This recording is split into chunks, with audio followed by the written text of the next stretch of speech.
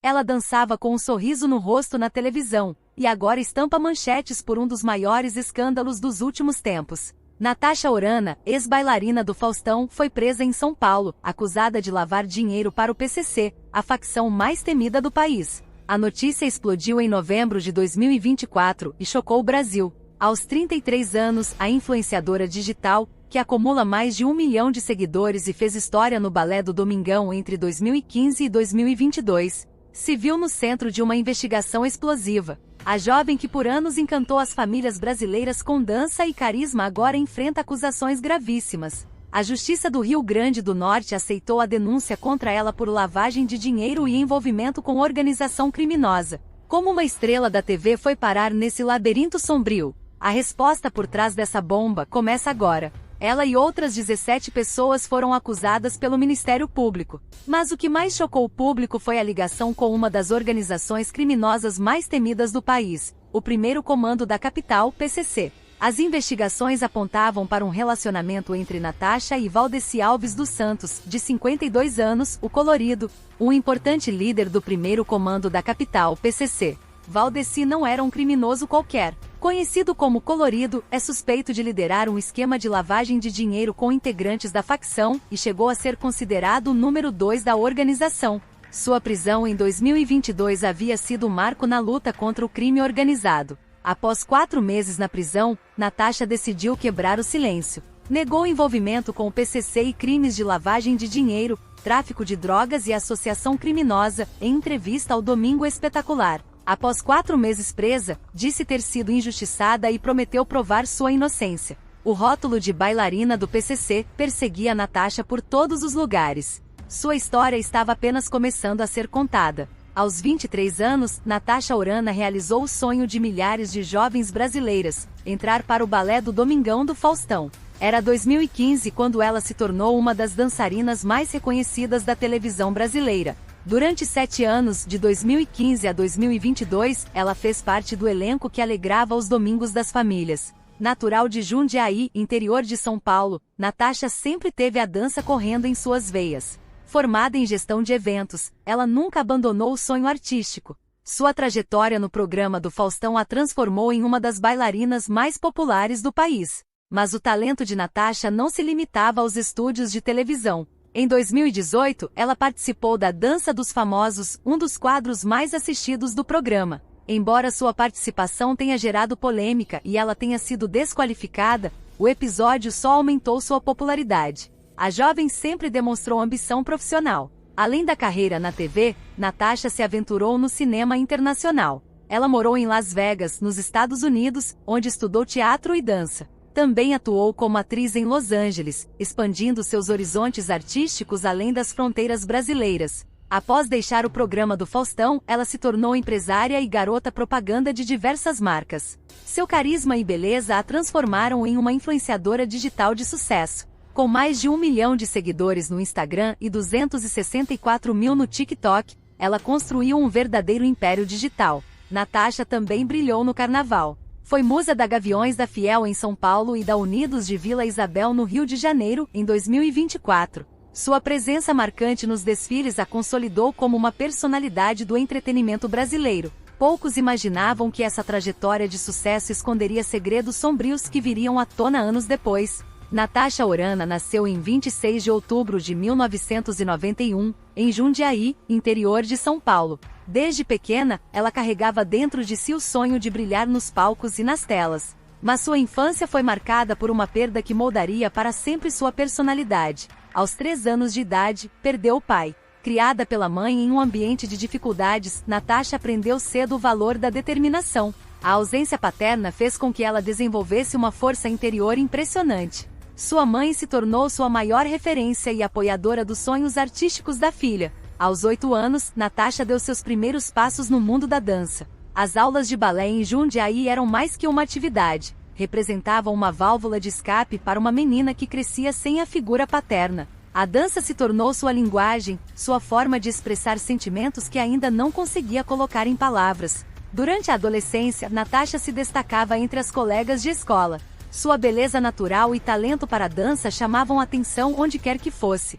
Ela participava de festivais e apresentações locais, sempre sonhando com algo maior. Mesmo com as dificuldades financeiras da família, ela nunca desistiu dos estudos. Formou-se em artes cênicas, complementando sua formação artística. Mais tarde, cursou gestão de eventos, mostrando que tinha visão de negócios além do talento artístico. A jovem de Jundiaí cresceu acreditando que o trabalho árduo e a dedicação poderiam levá-la a qualquer lugar. Sua infância difícil havia plantado sementes de ambição que floresceriam anos depois. O que ela não imaginava era que essa mesma ambição, que a levou ao sucesso, também a colocaria em situações perigosas que mudariam sua vida para sempre. Em algum momento de sua vida, Natasha conheceu um homem que mudaria completamente seu destino. Ele se apresentou como Joaquim, um empresário bem-sucedido dono de uma fazenda de gado. Aparentava ter uma vida próspera e tranquila, longe de qualquer problema com a justiça.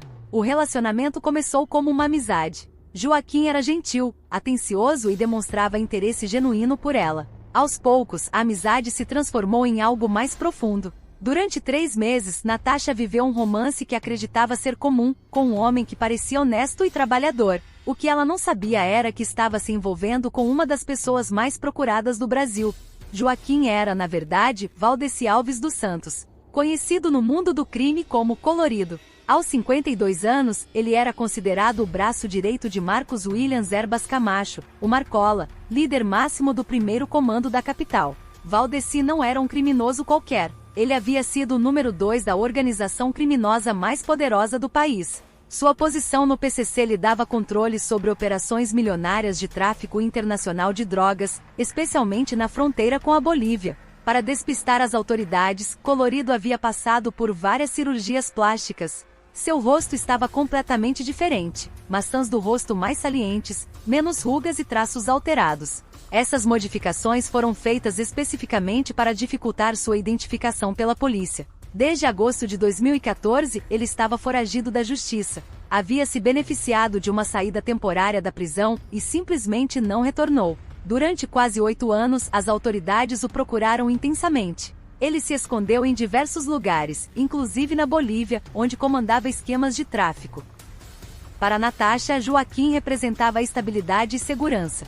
Ela não fazia ideia de que estava namorando um dos homens mais perigosos do crime organizado brasileiro. A manhã de 20 de novembro de 2024 começou como qualquer outra para Natasha. Ela estava na zona sul de São Paulo quando policiais federais bateram à sua porta. Em questão de minutos, sua vida de influenciadora e ex-bailarina famosa se transformou em um pesadelo. Durante a operação, os agentes encontraram R$120 mil em dinheiro vivo no local onde ela estava. A quantia em espécie levantou imediatamente suspeitas das autoridades. Para uma ex-bailarina que declarava rendimentos mensais de menos de R$10 mil, aquela quantia era inexplicável. A prisão de Natasha estava diretamente ligada à captura de Valdeci dos Santos 2 anos antes. Em 16 de abril de 2022, o Colorido havia sido preso no sertão de Pernambuco, mais especificamente em Salgueiro. A operação foi resultado de uma ação conjunta entre Polícia Federal e Polícia Rodoviária Federal. Quando Valdeci foi abordado pelas autoridades, uma descoberta chocante veio à tona: ele portava documentos falsos. O homem que Natasha conhecia como Joaquim, o fazendeiro, tinha uma identidade completamente fictícia. Os documentos revelaram toda a rede de mentiras que ele havia construído. A prisão de Colorido foi um marco na luta contra o PCC. Ele estava foragido desde 2014 e era considerado um dos criminosos mais procurados do país. Sua captura representou um duro golpe na estrutura da organização criminosa, já que ele controlava operações milionárias.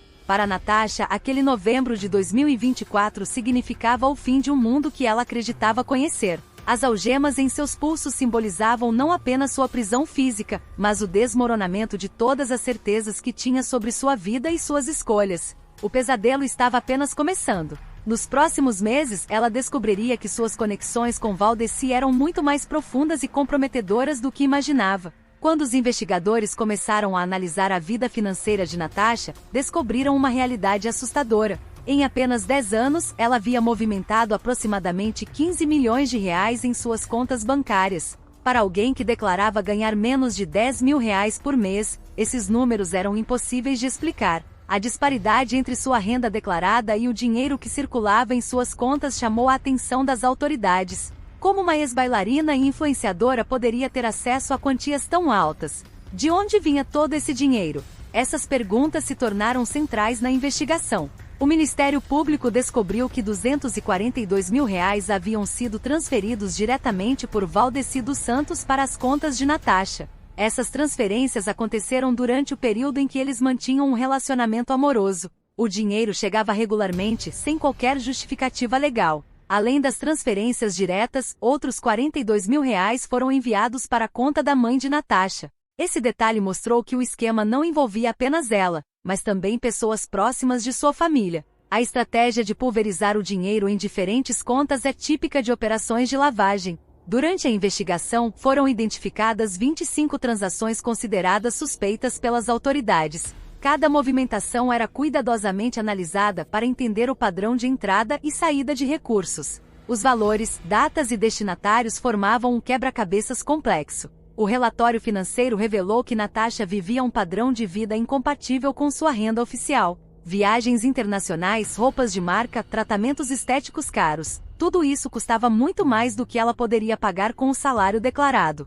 Os números não mentiam. Eles contavam uma história de dinheiro fácil, de origem duvidosa, que transformou uma bailarina famosa em suspeita de ser peça-chave em um esquema de lavagem de dinheiro do crime organizado. Mesmo depois da prisão de Valdeci em abril de 2022, Natasha não conseguiu se afastar completamente dele. Entre outubro de 2022 e fevereiro de 2023, ela fez 4 visitas à Penitenciária Federal de Brasília, onde o líder do PCC estava preso. Essas visitas se tornaram uma das principais evidências contra ela. Cada visita estava devidamente registrada nos arquivos da penitenciária. Natasha aparecia na lista oficial de visitantes de Valdeci, um documento que se tornou prova irrefutável de que ela mantinha contato com o criminoso mesmo após descobrir sua verdadeira identidade. Para as autoridades, essas visitas representavam muito mais que encontros românticos. Elas sugeriam que Natasha conhecia a verdadeira natureza das atividades de Valdeci e, mesmo assim, escolheu manter o relacionamento. Isso contradizia completamente sua versão de que havia sido enganada. Durante as investigações, Natasha tentou explicar suas ações. Ela alegou que agiu com o coração e que as visitas eram motivadas por sentimentos genuínos. Segundo ela, descobriu a verdade sobre Valdeci apenas após sua prisão, mas não conseguiu simplesmente cortar todos os laços. A defesa de Natasha argumentou que ela foi manipulada emocionalmente por um criminoso experiente. Valdeci, com sua experiência no crime organizado, teria usado técnicas de persuasão para manter o controle sobre ela. As visitas seriam resultado dessa manipulação psicológica. Entretanto, o Ministério Público via as visitas de forma diferente. Para os promotores, elas demonstravam que Natasha estava ciente da situação e optou por manter vínculos com o PCC. Cada ida penitenciária representava uma escolha consciente de se associar ao crime organizado. Os registros das visitas se tornaram um dos pilares da acusação contra Natasha. Eles provavam que sua relação com Valdeci continuou mesmo após a revelação de sua verdadeira identidade, fortalecendo a tese de que ela era uma colaboradora consciente do esquema criminoso. O Ministério Público do Rio Grande do Norte apresentou uma denúncia devastadora contra Natasha. Ela era formalmente acusada de 4 crimes graves que poderiam resultar em décadas de prisão. Cada acusação representava um aspecto diferente de sua suposta participação no esquema criminoso do PCC. A primeira acusação era de lavagem de dinheiro. Segundo os promotores, Natasha havia recebido recursos provenientes de atividades ilícitas e os havia integrado ao sistema financeiro legal. O dinheiro sujo do tráfico de drogas teria sido limpo, através de suas contas bancárias e investimentos. O segundo crime imputado era enriquecimento ilícito. A diferença entre sua renda declarada e o padrão de vida que mantinha era considerada prova de que ela se beneficiava de recursos criminosos. Suas viagens, compras e investimentos eram incompatíveis com o salário de uma ex-bailarina. A terceira acusação era integrar organização criminosa. Para o MP, Natasha não era apenas uma vítima ingênua, mas uma participante ativa do esquema do PCC. Suas ações demonstravam conhecimento e participação consciente na estrutura da facção criminosa. A quarta e mais grave acusação era ser laranja do PCC. Isso significava que ela emprestava seu nome e suas contas para movimentar dinheiro da organização. Como laranja, ela seria uma peça fundamental no esquema de lavagem de dinheiro da facção. As investigações revelaram que Natasha havia realizado transferências para empresas suspeitas de ligação com o crime organizado. Essas transações reforçavam a tese de que ela estava conscientemente participando de um esquema maior de movimentação de recursos ilícitos. O conjunto de evidências apresentado pelo Ministério Público pintava um quadro sombrio. Natasha não era retratada como uma jovem inocente que se apaixonou pela pessoa errada, mas como uma colaboradora ativa e conhecedora dos crimes que ajudava a cometer. As acusações eram sérias e bem fundamentadas, criando um cenário extremamente desafiador para sua defesa. Quando os escândalos vieram à tona, Natasha finalmente quebrou o silêncio. Em vez de assumir qualquer responsabilidade, ela partiu para a defesa com firmeza. Em entrevistas e depoimentos, negou veementemente qualquer envolvimento nos crimes. Para ela, tudo não passava de um grande mal-entendido. Eu fui usada, enganada. Nunca imaginei que algo tão sujo pudesse estar acontecendo ao meu redor, declarou com voz embargada diante das câmeras. A imagem que ela tentava passar era de uma mulher inocente, envolvida sem saber em um mundo que não lhe pertencia. Sobre o dinheiro recebido, Natasha foi direta. Eram presentes. Nunca pedi nada. Nunca soube de onde vinha.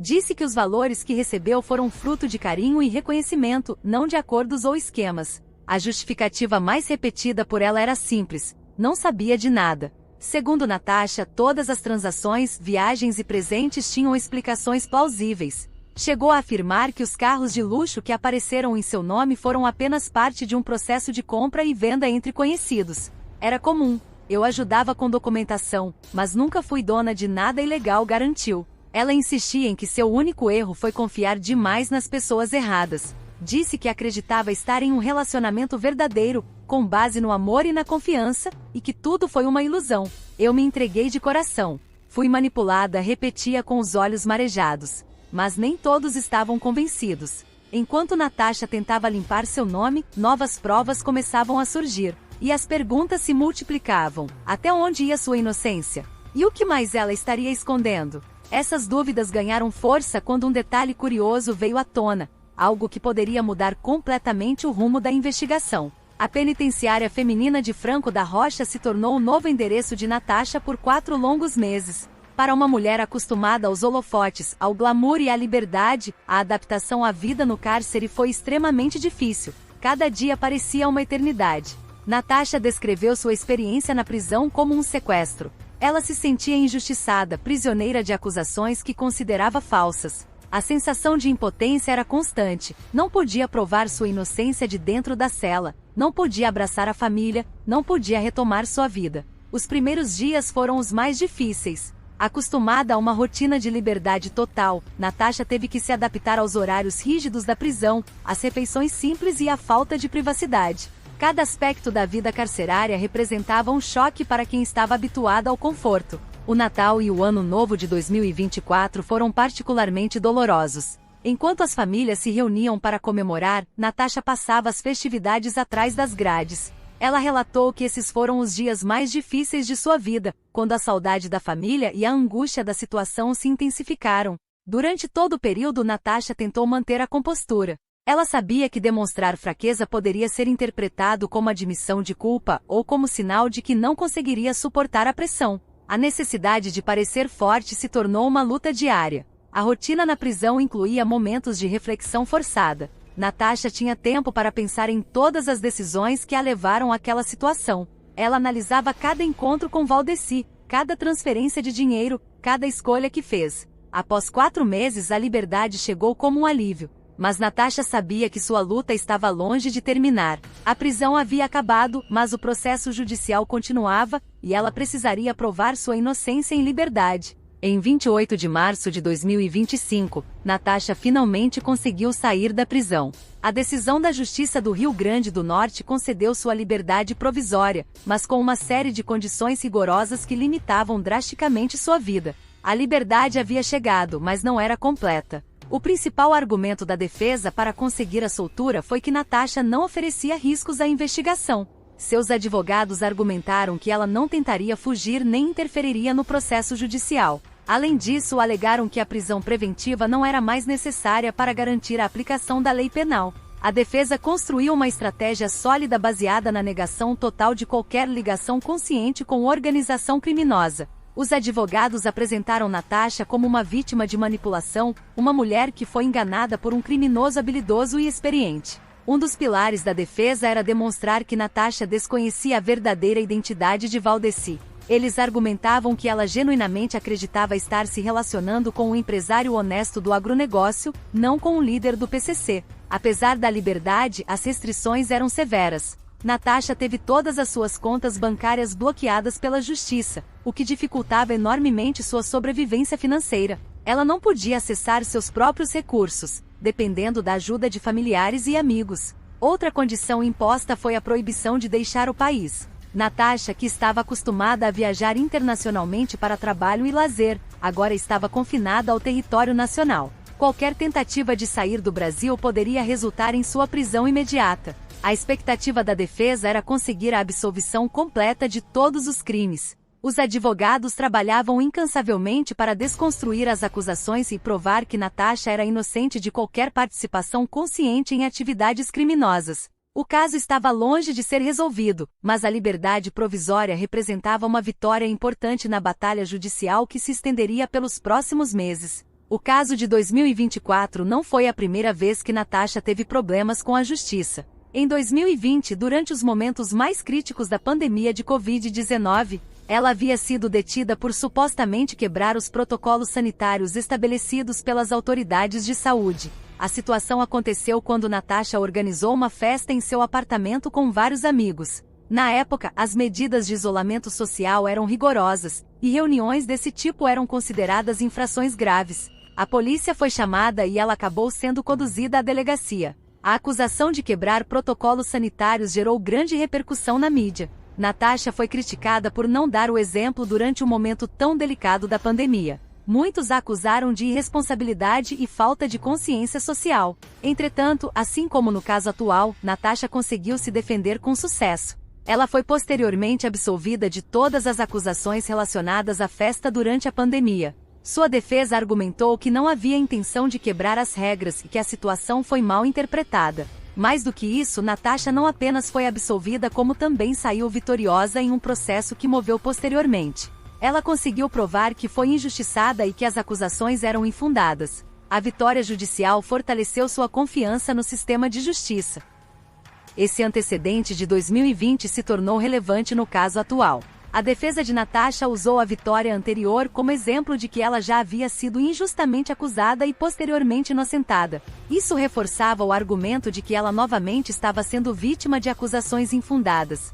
Para Natasha, a experiência de 2020 serviu como uma espécie de preparação para o desafio muito maior que enfrentaria em 2024. Ela havia aprendido que era possível lutar contra acusações injustas e vencer, mesmo quando toda a opinião pública estava contra ela. A história se repetia, mas desta vez as acusações eram muito mais graves e as consequências potencialmente muito mais severas. Com a liberdade provisória conquistada, Natasha agora enfrentava o desafio de reconstruir sua vida enquanto lutava para provar sua inocência. O rótulo de bailarina do PCC a perseguia por todos os lugares, transformando cada aparição pública em um teste de resistência. Seu maior sonho era retornar aos palcos e à televisão. A dança sempre foi sua paixão, e ela acreditava que somente voltando ao que sabia fazer melhor poderia recuperar sua dignidade. Mas as portas que antes se abriam facilmente agora pareciam fechadas devido ao escândalo. Durante as entrevistas, Natasha se definia como uma sobrevivente. Ela havia passado por uma experiência traumática na prisão, enfrentado acusações graves e perdido muito do que havia conquistado na vida. Mas sua determinação permanecia intacta. A necessidade de provar sua inocência se tornou sua missão de vida. Cada dia em liberdade era uma oportunidade de demonstrar que ela não era a criminosa que as acusações pintavam. Ela colaborava integralmente com as investigações, fornecendo todos os documentos e informações solicitadas. Natasha mantinha uma confiança inabalável na justiça brasileira. Apesar de ter passado 4 meses presa, ela acreditava que o sistema judiciário seria capaz de reconhecer sua inocência. Essa fé era o que a mantinha forte diante das adversidades. A influenciadora também planejava usar sua experiência para alertar outras mulheres sobre os perigos de relacionamentos com homens que escondem sua verdadeira identidade. Ela queria transformar seu sofrimento em aprendizado para outras pessoas. O apoio da família era fundamental neste momento de reconstrução. Sua mãe, que também havia sido indiretamente envolvida no caso, permanecia ao seu lado oferecendo suporte emocional e financeiro. Natasha sabia que sua vida nunca mais seria a mesma, independentemente do resultado do processo. Mas ela estava determinada a provar que era possível se erguer após a queda mais difícil de sua vida. O que era para ser uma carreira brilhante no mundo da dança virou manchete policial. Natasha Orana, que encantou milhões nas tardes de domingo, agora enfrenta o peso da justiça e o julgamento do público. Inocente ou culpada, sua imagem jamais será a mesma.